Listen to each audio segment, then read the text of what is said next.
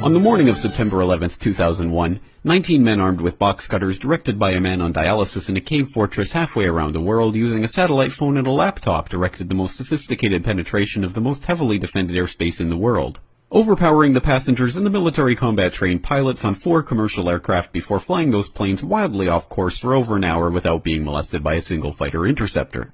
These 19 hijackers, devout religious fundamentalists who like to drink alcohol, snort cocaine, and live with pink-haired strippers, managed to knock down 3 buildings with 2 planes in New York, while in Washington a pilot who couldn't handle a single-engine Cessna was able to fly a 757 in an 8,000-foot descending 270-degree corkscrew turn to come exactly level with the ground, hitting the Pentagon in the budget analyst office where DoD staffers were working on the mystery of the $2.3 trillion that Defense Secretary Donald Rumsfeld had announced missing from the Pentagon's coffers in a press conference the day before, on September 10th, 2001. Luckily, the news anchors knew who did it within minutes. Osama bin Laden. The pundits knew within hours. Osama bin Laden. The pundits knew within hours. Osama bin Laden. The administration knew within the day. Terrorists who committed these acts and those who harbored them. And the evidence literally fell into the FBI's lap. That a hijacker's passport was found blocks from the World Trade Center crash site, if you can believe that. But for some reason, a bunch of crazy conspiracy theorists demanded an investigation into the greatest attack on American soil in history. That investigation was delayed, underfunded, set up to fail, a conflict of interest, and a cover-up from start to finish. It was based on testimony extracted through torture, the records of which were destroyed.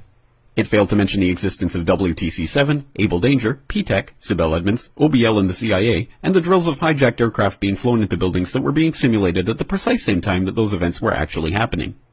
It was lied to by the Pentagon, the CIA, the Bush administration, and as for Bush and Cheney, well, no one knows what they told it because they testified in secret, off the record, not under oath, and behind closed doors.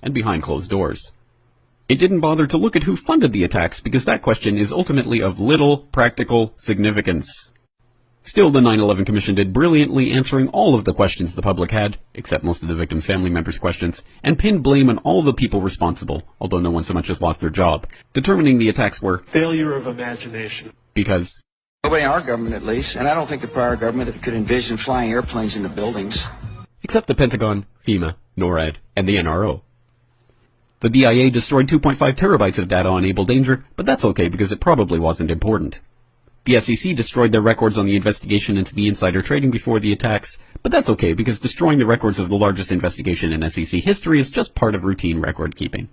NIST has classified the data that they used for their model of WTC-7's collapse, but that's okay because knowing how they made their model of the collapse would jeopardize public safety.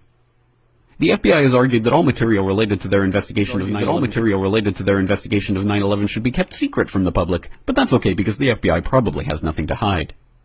This man never existed, nor is anything he had to say worthy of your attention, and if you say otherwise, you are a paranoid conspiracy theorist and deserve to be shunned by all of humanity.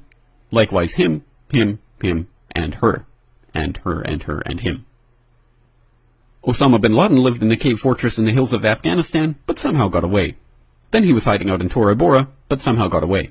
Then he lived in Abbottabad for years, taunting the most comprehensive intelligence dragnet employing the most sophisticated technology in the history of the world for a decade, releasing video after video with complete impunity and getting younger and younger as he did so, before finally being found in a daring SEAL team raid which wasn't recorded on video, in which he didn't resist or use his wife as a human shield, and in which these crack special forces operatives panicked and killed this unarmed man, supposedly the best source of intelligence about those dastardly terrorists on the entire planet. Then they dumped his body in the ocean before telling anyone about it. Then a couple dozen of that team's members died in a helicopter crash in Afghanistan. This is the story of 9/11, brought to you by the media which told you the hard truths about his hip could be seen to move violently forward. And they took the babies out of incubators.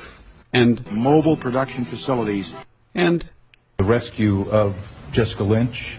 If you have any questions about this story, you are a batshit, paranoid, tinfoil, dog-abusing baby hater and will be reviled by everyone. If you love your country and or freedom, happiness, rainbows, rock and roll, puppy dogs, apple pie, and your grandma, you will never ever express doubts about any part of this story to anyone. Ever. This has been a public service announcement by the Friends of the FBI, CIA, NSA, DIA, SEC, NSM, White House, NIST, and the 9/11 Commission. Because ignorance is strength.